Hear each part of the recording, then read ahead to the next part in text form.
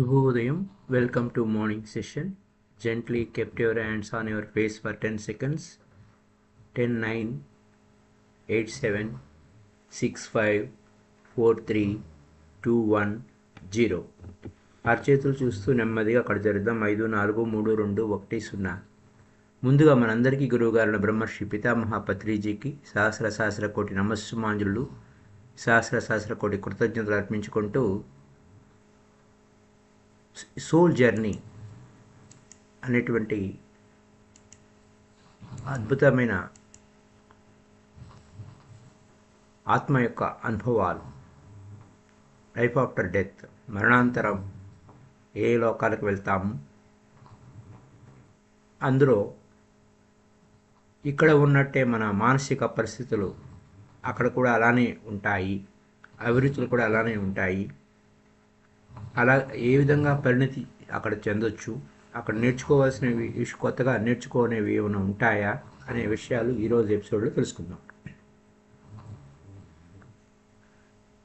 మరణం తర్వాత జీవితం అంతా మనం జీవించిన స్థూలలోకపు జీవితం యొక్క ప్రభావం కలిగి ఉంటుంది. మనం జీవించిన ఈ భూమి మీద మనం జీవించిన జీవితం యొక్క ప్రభావమే కలిగి ఉంటుంది మరణాంతర జీవితం కూడా. ఒక సంగీతకారుడు, ఓ చిత్రకారుడు, జ్ఞానాన్ని పంచే సిద్ధాంతకారుడు, అలాగే ప్రయాణంపై ఎక్కువ ఇంట్రెస్ట్ ఉన్నవాడికి కానీ చావు అనేది ఒక గొప్ప వరం. స్థూల లోకంలో పరిస్థితుల ప్రభావం వల్ల మరి ఏ ఇతర కారణాల చేత అయినా పూర్తిగా డబ్బు, స్థూలలోకపు వస్తువులు సంపాదించడమే ధ్యేయంగా ఉన్నవాడికి చావు గొప్ప మలుపు.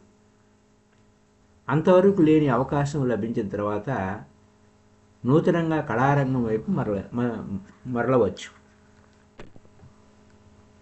అంటే మనకు అనుమానం రావచ్చు, చచ్చిన వాడికి కొత్త అభిరుచి కలగడం ఏమిటి అని. బతికున్న వాడికి ఉన్నట్లే వీరికి అభిరుచులు ఉంటాయి. చనిపోయిన తర్వాత కూడా చింత చచ్చినా పులుపు చావదు. అంటే ఆ పులుపు అంటే ఆ యొక్క అభిరుచులు, కోరికలు, వ్యామోహాలు అన్నీ. బ్రతికుండగా మనం కళలు నేర్చుకోవడానికి సమయం లేదు, డబ్బు లేదు, అలాంటి కారణాలు ఉంటాయి. కానీ సూక్ష్మలోకంలో స్కూల్స్ ఉంటాయి, పాఠశాలలు. అలాంటి స్కూల్స్లో ఉత్సాహం ఉన్న వారందరికీ నేర్చుకునే అవకాశం అక్కడ లభిస్తుంది. దీన్నే ఈ ప్రపంచమంతా నాటకరంగం అంటారు. ఇక్కడ నటించడం, నాటకరంగంలో గొప్పగా రాణించాలంటే పైలోకాల్లో పాఠశాలలో మనం బాగా నేర్చుకొని ఇక్కడ అభినయించి వ్యక్తీకరించడం కోసమే ఈ భూమి మీదకి వస్తాం. అభినయించి వ్యక్తీకరించడం కోసం, మనల్ని మనం వ్యక్తీకరించుకోవడం, అక్కడ నేర్చుకున్న విద్యను ఇక్కడ ప్రదర్శించడం కోసమే ఇక్కడికి వస్తూ ఉంటాం అనేది మనకి అనేక గ్రంథాల్లో, అనేక విషయాల్లో గురువులు మనకు బోధిస్తూనే ఉన్నారు. అదే విషయాన్ని ఇక్కడ నేర్చుకోవడం గురించి, పాఠశాలల గురించి చెప్తూ ఉన్నారు. వీరికి పాఠశాలల్లో స్థూలలోకపు పరిస్థితులు ఎలా ఉపయోగించుకోవాలో, ఆత్మ పరిపక్వతకు పరిణతి ఎలా పాటుపడాలో నేర్పిస్తారు. అంటే అక్కడ నేర్చుకొని మళ్ళీ ఇక్కడికి వచ్చి గుర్తు చేసుకుంటాం, కానీ కొనసాగింపే ఉంటుంది. ఇక్కడి నుంచి అక్కడికి వెళ్ళినా, అక్కడి నుంచి ఇక్కడికి వచ్చినా కొనసాగింపే. Life is continue. అదనమాట. ఆ రుచి, ఆ పులుపు అనేది చావదు. సో ఆత్మ పరిపక్వతకు పరిణతి ఎలా సాధించాలి అని అక్కడ నేర్చుకుంటాం. అలా నేర్పించడంతో పాటు ఆ స్కూల్లో అభిరుచి అంటే కళల మీద ఇంట్రెస్ట్ బాగా ఉన్నవారికి కూడా కళలు నేర్పుతారు. మనకు అవసరమైనవన్నీ, మనకి ఏది కోరుకుంటే, మనకి ఏది అవసరమో అన్నీ అక్కడ విషయాలు నేర్పుతారు స్కూల్లో. అలాగే స్థూలలోకంలో ఉపాధ్యాయులుగా, లెక్చరర్లుగా పనిచేసి నిజమైన అంటే చేసినటువంటి నిజమైన కళాకారులు, సంగీతకారులు తమ విజ్ఞానాన్ని, అనుభవాన్ని నేర్చుకోవాలనే నిజంగా ఉత్సాహపడే వారి కోసం సూక్ష్మలోకంలో కూడా తమ సమయాన్ని 4-5 గంటలు లేదా వారి ఇష్ట ప్రకారం ఉపాధ్యాయులుగా అక్కడ పనిచేస్తుంటారు. చెప్పాను కదా, లైఫ్ కంటిన్యూ అని. ఇక్కడ వాళ్ళు ఈ ఉపాధ్యాయులుగా పనిచేశారు. టీచింగ్ ప్రొఫెషన్ అంటే మక్కువ, కాబట్టి పైలోకంలో కూడా అదే కంటిన్యూ అవుతుంది. ఇక్కడ సమయానికి నిబంధన లేదు. ఇక్కడైతే మనం బెల్లు కొట్టేస్తారు, ఇన్ని నిమిషాలు, 1 గంట, గంటన్నర, అంతకంటే ఎక్కువ తీసుకోవడానికి క్లాస్ లేదు. అక్కడ అలా కాదు, అక్కడ సమయమే లేదు. మన అభివృద్ధి కోసం మిగతా సమయాన్ని వినియోగించుకోవచ్చు. మనం ఇతరుల కోసం 4-5 గంటలు వినియోగించినా అలా ఇతరులకు బోధిస్తారు, కానీ వాళ్ళ స్వీయ అభివృద్ధి కూడా ఇంపార్టెంట్ కదా, మళ్ళీ కొత్త విషయాలు నేర్చుకోవాలి కదా. అలా మిగిలిన సమయాన్ని ఉపయోగిస్తారు. ఈ టీచర్లు విద్యార్థులకు చెప్పడంతో పాటు తమ తమ అంశాలపై కొత్త కొత్త ప్రయోగాలు కూడా పరిశోధన చేస్తూ ఉంటారు. ఈ సూక్ష్మలోకపు పాఠశాలలో మరి సూక్ష్మలోకంలో మనం జీవిస్తూ ఉంటే సూక్ష్మలోకపు వాసులు అవుతాం. భూలోకంలో స్థూల శరీరంతో ఉంటే భూలోక వాసులు అవుతాం. అక్కడ మనం భూలోకంలో ఈ స్థూల శరీరాన్ని వదిలిపెట్టి లైఫ్ ఆఫ్టర్ డెత్, మరణాంతరం సూక్ష్మలోకాలకు వెళతాం. ఆ సూక్ష్మలోకపు వాసుల జీవితాల్లో చేరుతాం. అక్కడ మనం సూక్ష్మలోక వాసులుగా అక్కడ జీవితం కొనసాగిస్తాం. మరి ఆ జీవితాల్లో అద్భుతమైన పాత్ర వహించడమే కాకుండా నెక్స్ట్ తీసుకోబోయే పునర్జన్మలను కూడా ప్రభావితం చేస్తాయి. ఎందుకంటే అక్కడ మనం బాగా అభివృద్ధి చెంది ఇక్కడ చేయలేకపోవడంగా అక్కడ బాగా నేర్చుకోలేదు, తొందరగా వచ్చేసాం భూమి మీదకి. అలా నేర్చుకుని వచ్చిన వాళ్ళు ఇక్కడ ప్రదర్శించడం మనకి బాగా చూస్తూ ఉంటాం. ఎంత అద్భుతంగా ప్రదర్శిస్తున్నారో, ఎంత వైభవంగా ప్రదర్శిస్తున్నారో, ఎంత టాలెంట్గా ఉన్నారో. అందుకోసమే ఒక సామెత ఉంది, ముందొచ్చిన చెవులు అంటే వెనకొచ్చిన కొమ్ములు వాడి అని. అలా వాడిగా ఉంటారు వెనక వచ్చిన వారు. అంటే పూర్తిగా అక్కడ బాగా నేర్చుకొని ఇక్కడికి ప్రదర్శించడం కోసం అన్నమాట. ఇలా ఉంటుంది. ఒక మనిషి ఈ లోకంలోని ఏదైనా ఒక కళపై మక్కువ పెంచుకున్నాడు అనుకుందాం. ఇతను మరుజన్మలో ఆ కళను పూర్తిగా అభ్యసించాలని కోరికతో పుడతాడు. ఈ లోకంలో అంటే సూక్ష్మలోకంలో ఏదైనా ఒక కళపై ఇంట్రెస్ట్ పెంచుకుని నేర్చుకున్నాడు. అప్పుడు నెక్స్ట్ జన్మకి ఆ కళను పూర్తిగా అభ్యసించాలని కోరికతో పుడతాడు. చిన్నపిల్లలు కొందరు ఇటువంటి విషయాల్లో అత్యాసక్తిని కనపరచడం వంటిది తరచూ మనం చూస్తూ ఉంటాం.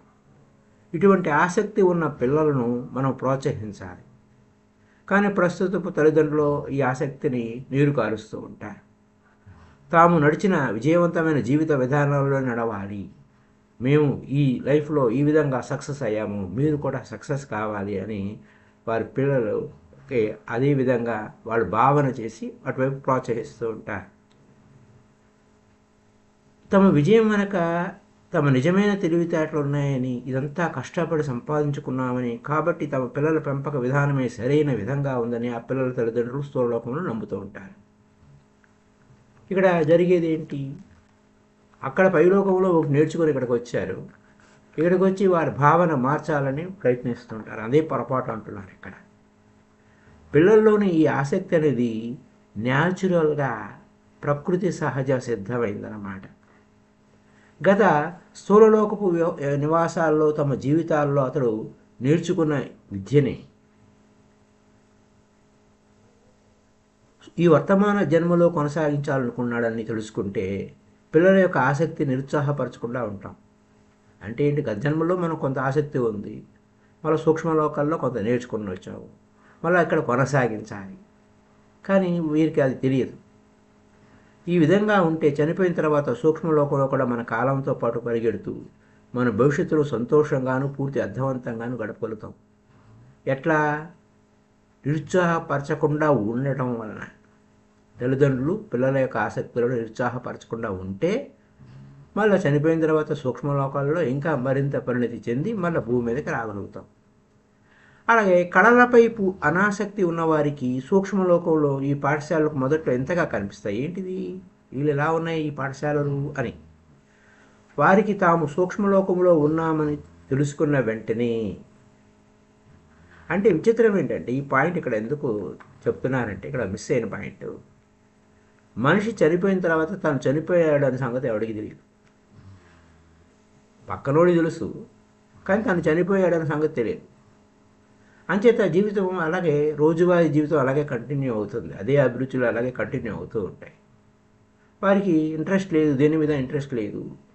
అక్కడ అవన్నీ ఆ పాఠశాలలు, ఈ సూక్ష్మలోకంలో ఈ సంగీత పాఠశాలలు లేకపోతే ఇవన్నీ వింతగా కనపడతాయి. కళలకు సంబంధించిన చెప్పడం నిరుపయోగమే ఇలాంటి వారికి. కారణం వారు తాము తిరిగి పాఠశాలకు వెళ్ళడానికి ఇష్టపడరు. మొట్టమొదటి ఇలాంటి వారు తమ సూక్ష్మ ప్రపంచంలోని అంతవరకు చూడని ప్రదేశాలు చూస్తూ ఉంటారు.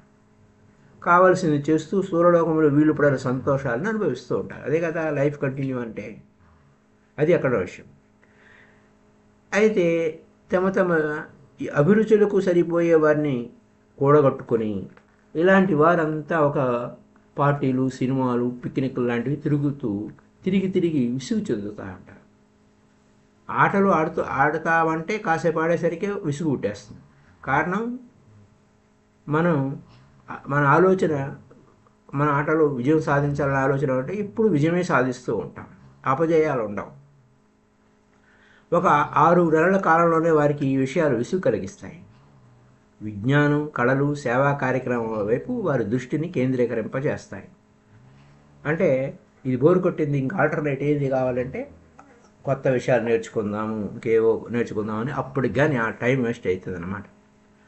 వాటిల్లో ఆసక్తిని మొత్తం పెరిగిన తర్వాత మొదట పాఠశాలకు వెళ్ళడం ఇష్టపడిన వారు ఇప్పుడు మళ్ళీ పాఠశాలకు వెళతాము, ఆ స్కూల్కి వెళతాము అని ప్రారంభించి కళలపై అభిరుచి పెంచుకొని, కళలపై అభిరుచి కలిగిన తర్వాత ఇక కాలం గడవకపోవటం, విసుగు అనేది వినిపించం. కొంతకాలంలోనే వారు తమ స్థూలలోకపు వాసన నుండి విడివడి సూక్ష్మలోకపు పరిస్థితులను ఆ యొక్క పరిస్థితుల ప్రభావాన్ని పొందుతారు. ఈ పరిణితి వారి భవిష్యత్ ఆత్మ ప్రయాణానికి, వారి భవిష్యత్తు అంటే మళ్ళా ఇంకో జన్మ తీసుకోవడానికి, అయితే ఇటో ఇంకా పైకో, అదనమాట. అంటే భూమి మీద కన్నా రావాలి, లేకపోతే వారి నేర్చుకునే విజ్ఞానాన్ని బట్టి భూమి మీద కన్నా రావాలి, లేదా ఇంకా పై లోకంలో ఇంకా ఉన్నత సూక్ష్మలోకం నుంచి కారణానికన్నా వెళ్ళాలి. అయితే ఇంకొక కళలపై ఆసక్తి లేని ఇంకో రకం వారి గురించి మాట్లాడుకుంటే, వీరు చాలా సంవత్సరాలు కలిసి కాపురం చేసినట్టు వృద్ధ దంపతులు ఉన్నారు. చాలా సంవత్సరాలు కలిసి కాపురం చేశారు. వీరు ఒక నిరాడంబరమైన జీవితాన్ని కోరుకుంటారు. అంటే ఇక్కడ వదిలేసినా మళ్ళీ అక్కడ అదే కొనసాగింపు. ఒక ఇల్లు, దాని చుట్టూ తోట, తమ స్నేహితులు, రేడియో వినటం, ఒక టెలివిజన్ వంటి వీరి కోరికలు. భార్య, భర్త ఎల్లప్పుడూ కలిసి ఉండటం వీరు కోరుకున్నది. ఇటువంటి వారిలో భర్త ముందుగా చనిపోయాడు అనుకుంటే అతడు తన భార్య మెలకువగా ఉన్నప్పుడు పడుతున్న బాధ, ఆవేదన చూస్తూ తిరుగుతూ తాను బాధపడుతూ ఉంటాడు. అంటే ముందే మనం చెప్పుకున్నాం, భూలోకంలో మనం చేసే విషయాలన్నీ సూక్ష్మలోకంలో మనవారు అనుకునేవారు, లేదా మనం అనే ఫీలింగ్ ఉన్నవారికి ఇక్కడ మనం ఏం చేస్తున్నాం అనేది వారికి తెలుస్తూ ఉంటుంది. మన మాటలు వారికి వినపడతాయి, వారి మాటలు మనకి వినపడవు, మనం సూక్ష్మలోకయాత్ర చేస్తే తప్ప. ఇలాంటి వాడికి కళాశాల గురించి కానీ సూక్ష్మలోక విషయాల గురించి కానీ చెప్పి ప్రయోజనం లేదు. అక్కడ ఎడ్యుకేటర్ ఉంటారు, బాబు నాయన ఇలా చేయాలి అలా చేయాలి, కానీ ప్రయోజనం లేదు. తన భార్య కూడా తన వద్దకు వచ్చేటప్పటికి ఒక మంచి ఇల్లు, మంచి స్థలం, మంచి ఇల్లు, సామాన్లు సిద్ధం చేద్దాం అన్న ఆలోచన వచ్చిన వెంటనే ఆ పని మీద ఉంటాడు. ఆమె కూడా చనిపోయింది. వారిద్దరూ తాము కోరుకున్న స్థలంలో తమ ఊహల ఇంటిని, తమకు నచ్చిన వస్తు సామాగ్రి అమర్చుకుని సుఖంగా ఉంటారు. కాలం గడిచే కొద్దీ వారిద్దరూ కాలాన్ని వృధా చేయడం ఎందుకని కొత్త వస్తువులను సృష్టించడం లాంటివి చేస్తూ ఉంటారు. సృష్టించిన వాటిని స్నేహితులకు చూపించి సంతోషించడం కూడా కొంతకాలానికి విసుగు అనిపిస్తుంది. చివరికి ఏ కళారంగం వైపు లేక సేవా కార్యక్రమాల వైపు మళ్ళుతూ ఉంటారు. జీవితం అంతా ఖాళీగా కూర్చొని ఇంకా అది వస్తువులు అదే ఇది కాదు, ఇంకా ఏదో ఉంది అన్న ఆలోచన వచ్చినప్పుడు వాడు సేవారంగం వైపుకి వెళ్తారు. ఈ జంట తమ జీవితాల్లో పరిణితి సాధించిన దానిలో ఒకరి సమస్యలు ఇంకొకరు చక్కగా అర్థం చేసుకోగలిగి ఉండటం అనే స్థాయిలో ఉన్నారు. ఇలాంటి వారు నిజంగా అరుదే. ఒక స్థాయికి ఎదిగిన వారు తమ కంటే పరిణితిలో తక్కువ స్థాయిలో ఉన్న భాగస్వామిని కోరుకోరు. పరిణితిలో ఒకే స్థాయికి చెందిన వారు వివాహం చేసుకున్నారంటే వారి కలిసి గడపబోయే జీవితంలో ఇద్దరు ఏదో ఒక నిర్ణీత ధ్యేయం కోసం, లాభం కోసం చేసుకున్నారు అనుకోవాలి. ఇద్దరు ఒకటే అభిరుచి ఉన్నవారైతే ఇలాంటి వారి కలయిక అనేది వారి వారి జీవితాల్లో ఎంతో కష్ట నష్టాలు కలిగిస్తూ ఉంటుంది. కారణం, అతడు ఆమె అందానికి దాసోహం అన్నాడు అనుకుందాం. కాస్త సమయానికి ఆ అందం విసుగు కలిగిస్తుంది. ఇలాంటి కారణం చేత దగ్గరైన వారు జీవితాంతం కలిసి జీవించాల్సి వచ్చినందుకు ఎంతో బాధపడుతూ ఉంటారు. కానీ వివాహంపై ఉన్న గౌరవము, నమ్మకము వారిని విడిపోనివ్వదు. వారి ఆలోచన పరిధి వారిని కలవనివ్వదు. వేరువేరు అభిరుచులు, వేరువేరు కోరికలు ఉన్నవారు ఆ ఇద్దరు కలిసి ఉండడం అనేది అంత తేలికైన విషయం కాదు. వీరిద్దరిలో అతను ఆమె కంటే పరిణితి సాధించిన వాడు అనుకుందాం. అతనికి పుస్తకాలు, సంగీతం వంటి వాటిపై ఆసక్తి, ఆమెకు సినిమాలు, షికారులపై ఆసక్తి. ఇలాంటి చోట వారికి అభిప్రాయ భేదాలు కలిగి పోట్లాటలు, వాదనలకు దారితీస్తుంది. వారికి పిల్లలు లేనట్లయితే ఒక్కోసారి వివాహ బంధమే తెగిపోతుంది. వారి పరిణితులలో తేడాలుంటాయి. వారి విరుద్ధ స్వభావాలకు కారణం వలన వారి పరిణితిలో తేడాలుంటాయి. మొదట అతను తన భార్యకు నచ్చిన విధంగా నడుస్తూ ఆమెకు అనుమానం రాకుండా తన మార్గంలో తీసుకురావాలి. యాక్చువల్గా ఆమెను మంచి జ్ఞానం వైపుకు మరల్చడం అనేది చాలా నేర్పుతో, నెమ్మదిగా, సహనంగా చేయాల్సిన పని. ఇదంతా ఆమెకు ముందే తెలిసిందంటే ఆమె మానసికంగా కుచించుకుపోయే ప్రమాదం ఉంది. ఆమె అనుభవరాహిత్యం కారణంగా మొండిగా కొన్ని పనులు చేస్తున్నప్పుడు ఓపికతో నేర్పుగా ఆ పని జరిపించాలి. ఎందుకంటే ఆమె చెప్పిన ఆ పని అవసరం లేదని, దానివలన ఎలాంటి ప్రయోజనం ఉండదని తెలిసినప్పటికీ ఆ పని చేసి దాని యొక్క చెడు ఫలితాలు ఆమెకు తెలుసుకునేటట్లు చేయాలి. ఆమెకు తన అంతరంగంలో అతని మాట సరైనది, అతను తనకన్నా జ్ఞాని అని తెలిసినప్పటికీ అతని సలహా పాటించడానికి ఇష్టపడదు. ఇలాంటి వారు కలిసి ఒకే జీవితకాలం గడిపినట్లయితే వారు ఇరువురు గొప్ప మేలును పొందగలుగుతారు. ఎలాగంటే తనకంటే జ్ఞాన పరిధిలో తక్కువ స్థాయిలో ఉన్న ఆమెను తన స్థాయికి తీసుకురావాలనుకోవటం, దానికోసం ప్రయత్నించడం అనేది అతని వైపు నుండి జరిగే మంచి కర్మ. తనకంటే ఎక్కువ పరిణితి సాధించిన అతని అడుగుజాడలలో నడవటం ఆమె చేసే మంచి కర్మ.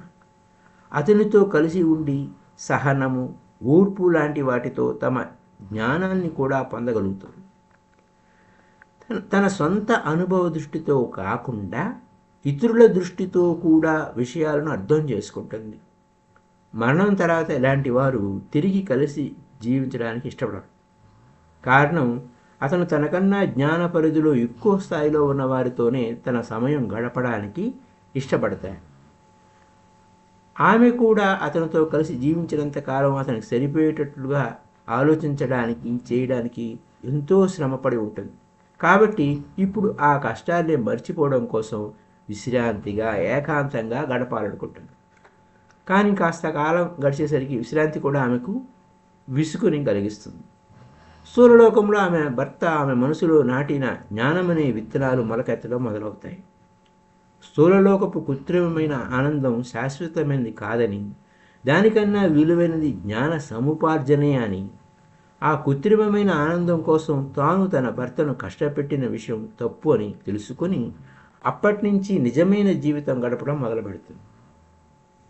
ఇక ఆమె ఇప్పటికీ ఇంతకు ముందులాంటి కృత్రిమమైన ఆనందాన్ని కోరుకోదు, తాత్కాలికమైన ఆనందాన్ని కోరుకోదు. తాను ఒక జీవితకాలం అసంతోషంగా జీవించినప్పటికీ, అంటే సంతోషం లేకుండా జీవించినప్పటికీ, అది ఒక అనుభవంగా తీసుకొని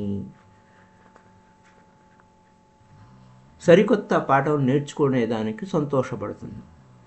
ఒకరి వలన ఒకరు లాభం పొంది ఒకరికొకరు సహాయం చేసుకొని ఒక జీవితకాలం కలిసి జీవించి కూడా ఇద్దరు వ్యక్తులు మరణాంతరం కానీ మరుజన్మల్లో కానీ కలుసుకోకపోవడం జరగకపోవచ్చు. కారణం జీవితంపై వారి వారి దృక్పథాలు వేరువేరు కావటమే. ఇంతకుముందు మనం ఒక జంటని ఉదాహరణగా తీసుకున్నాం. వారిలో భర్త జ్ఞాని, ఇతను ఆమె కంటే 50 నుంచి 100 జన్మలు ఎక్కువగా తీసుకున్నవాడు అయి ఉంటాడు. కాబట్టి అన్ని జీవితాల సమిష్టి అనుభవం అతని జీవిత దృక్పథాన్ని జ్ఞానం వైపు మరల్చింది. అతను ఒకప్పుడు ప్రస్తుతం ఆమె ఉన్న స్థితిలో ఉన్నా తనకన్నా జ్ఞానుల వద్ద లాభం పొందినవాడై ఇప్పుడు జ్ఞానవంతుడై ఉంటాడు. ఈ విధంగా చూస్తే వారి దృక్పథాలలో తేడాలు ఉండటం సహజం అని మనకి నిర్ధారణ అవుతుంది. మన పెద్దవారు అన్నారు, కయ్యానికైనా వియ్యానికైనా సమఉజ్జీలు ఉండాలని. అప్పుడే అందం ఆనందం. ప్రతివారు ఆత్మబంధువు అనే మాట అంటే వినే ఉంటాము. దాన్ని ఇంగ్లీష్లో సోల్మేట్ అంటారు. అలాంటి ఆత్మబంధువు వెతికే ప్రయత్నం చేయాలి. ఆత్మబంధువులు అనేవారు నిజంగానే ఉంటారు. సమిష్టి జీవ పదార్థం సమిష్టి ఆత్మ నుంచి ఏకాత్మగా ఉద్భవించినప్పుడే అవి రెండుగా విడివడి ఒక పురుష రూపాన్ని ఇంకొక స్త్రీ రూపాన్ని ధరించి 2 విభిన్న పరిస్థితుల్లో పాఠాలను నేర్చుకుంటూ ఉంటారు. ఈ 2 రూపాలు తమ వంతు విడి జీవితాలు కలిగి తమ జన్మ పరంపరలో ఒక్కోసారి స్త్రీగా కొన్నిసార్లు పురుషుడిగా వేరువేరు చోట్ల వేరువేరు పరిస్థితుల్లో జన్మిస్తూ ఉంటారు. అయినా అత్యవసర పరిస్థితి కలిగినప్పుడు వారు ఇరువురు ఒకే చోటకు చేర్చబడతారు. వీరిద్దరి ఆలోచనలు భావనల ప్రేరణ ఒకటే కాబట్టి బ్రహ్మాండమైన కార్యసాధన వారిపై ఉంచడం జరుగుతుంది. ఒక గొప్ప వ్యక్తి యొక్క విజయం వెనక ఒక స్త్రీ ఉందని చెప్తారు. తన భార్య సహకారం లేకపోయి ఉంటే ఆ పని చేయలేకపోయాడని కూడా చెప్పడం మనం వినే ఉంటాం. దీని అర్థం వారు ఆత్మబల బంధువుల వలనే కాదు, అలా ఉండొచ్చు ఉండకపోవచ్చు. ఏదేమైనా వారిరువురి మాట చేత ఆలోచన ఒక్కటిగా ఉండి ఒకరి సమస్యలను ఒకరు అర్థం చేసుకున్నవారని, వారిరువురు కలిసి ఒక జట్టుగా పనిచేస్తారని అర్థం. వీరు తమ స్వార్థం కోసం కాక ఏది చేస్తే ఇద్దరికి మంచిదో అదే చేస్తారన్నమాట. వీరిరువురు సృష్టిలో ఒక స్త్రీగానో పురుషుడుగానో పరిపూర్ణులుగా సరిగ్గా తయారు చేయబడ్డవారు. కానీ ప్రతి జన్మలోనూ తమ జీవితం మన ఆత్మబంధువుతోనో అయితే కూడా తప్పే.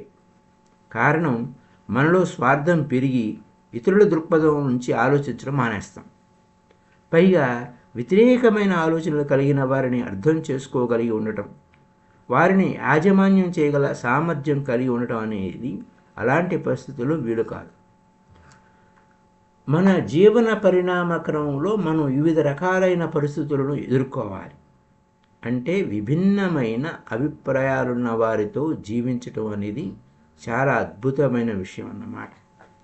ఈ పరిస్థితులు మనలోని సహనాన్ని, నిజమైన ఓర్పును పెంచి మన పరిణితిని మనం తొందరగా సాధించుకునేటట్లు చేస్తాయి. ఎప్పుడు సుఖశాంతులతో కూడినది నిజంగా సర్వదా ఆధ్యాత్మికంగా దోహదంకార జీవితం కాకపోవచ్చు. దీనివలన మన పరిణతి హెచ్చు స్థాయిలో సాధ్యపడదు. మన పరిణతి సజావుగాను ఉచ్చస్థితిలోనూ సాగాలంటే కష్టతరమైన మార్గమే 190% మేలు. పరిణితి అనే పాఠశాలలో ప్రతి జీవితం ఒక రోజుతో సమానం. మన జన్మ తీసుకున్న కారణం పూర్తిగా చేయాలనుకుంటే కష్టతరమైన మార్గంలో తొందరగా పరిణతి సాధించడమే సరైన పద్ధతి. మనం ఇలాంటి అవకాశాలు జార విడుచుకోవద్దు అంటున్నారు. నెక్స్ట్ మనం ఎపిసోడ్లో సూక్ష్మలోకాలు, మనం చూడబోయే సూక్ష్మలోకాలు ఎంత ఆశ్చర్యాన్ని ఆనందాన్ని కలిగిస్తాయి.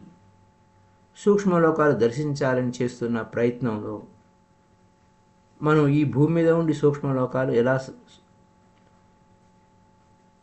సందర్శించవచ్చు, లేదా సూక్ష్మలోకాల్లోకి వెళ్ళి అక్కడ మనం ఎలా ఉండవచ్చు, ఎవరి హెల్ప్ తీసుకోవచ్చు, ఇలాంటి విషయాలు నెక్స్ట్ ఎపిసోడ్లో మనం తెలుసుకుందాం. Thank you. Up to now, happy day to you all. Kindly like this video, share this video. కొత్తవారైతే సబ్స్క్రైబ్ చేయండి. Thank you.